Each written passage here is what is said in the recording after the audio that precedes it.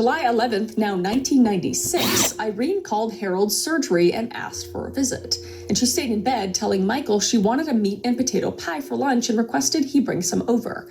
And as he dropped it off, she told him she would eat it once the doctor had left. And at 2:15 in the afternoon, Irene called Michael again. But Harold still hadn't shown up, and she sounded like herself. But this would be the last time anyone would hear her voice. And at around 3:25 p.m., a neighbor named Sheila Ward saw Harold sitting in his car on the street, and he asked her to go into Irene's house. But wait 5 minutes first, he said. He didn't explain why. Very extremely odd, but go into her house, but wait 5 minutes, give it 5 minutes to make sure you're gonna get that she's probably passed away. And when Sheila went in to check on her, Irene was dead in bed, and she was on her back, head on the pillows, arms laid on top of the blankets, which were pulled smooth and straight up to her chest. And Harold came in behind Sheila to tell her Irene had died of diabetes, and it had spread all through her body and was already too late to take her to the hospital. And he called Michael. No need for a post-mortem, he said. He had told Irene to go to the hospital, but she didn't want to. And he told another son-in-law, Alfred Isherwood, something different. This time it was ischemic heart disease. A long, convoluted explanation. No pain, he would say. She just went in her sleep. But then he took it a step further, blaming Irene. And she had waited too long to call him, and she would have survived if she had called him sooner, he would say. And Alfred would think the situation was odd, but Irene had held Harold's opinions highly. She always took his advice. So if Harold had told her to go to the hospital as he said he did, she would have gone. And Harold would fill out the death certificate with the wrong date, writing July 10th instead of July 11th, and claimed to sign it on July 10th. And he listed the cause as circulatory failure with ischemic heart disease and diabetes underneath. So just extremely odd in all these circumstances. He's just lying about how they're dying to different people and not really caring, because what are they going to do? You know, he's a doctor and they were already sick and they died. And that brings us to Lizzie Adams. Now, Lizzie Adams lived alone, and she was a widow.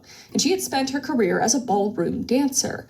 And at 77, she was still at it. And she still had a dancing partner. And she had come back from a holiday in Malta with a group of friends. And she was in remarkable shape for her age. And she was home from Malta with a cold and a cough.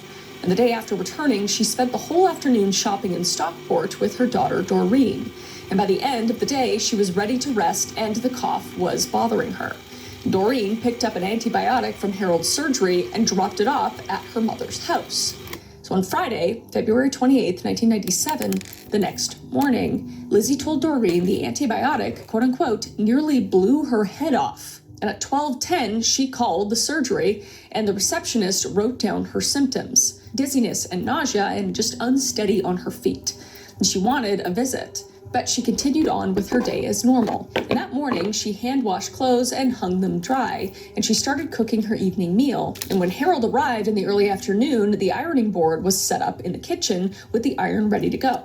And sometime in the mid-afternoon, Lizzie's friend William Cotlow arrived at the house, noticing the front door was unlocked. And he found Harold in the front room standing by a china cabinet looking into it. And Harold told him Lizzie had taken a bad turn and that he was arranging to get her to a hospital. William walked through the back room, and Lizzie was in her chair, settled in like she had just closed her eyes for a minute. And he took her hand, and it was still warm.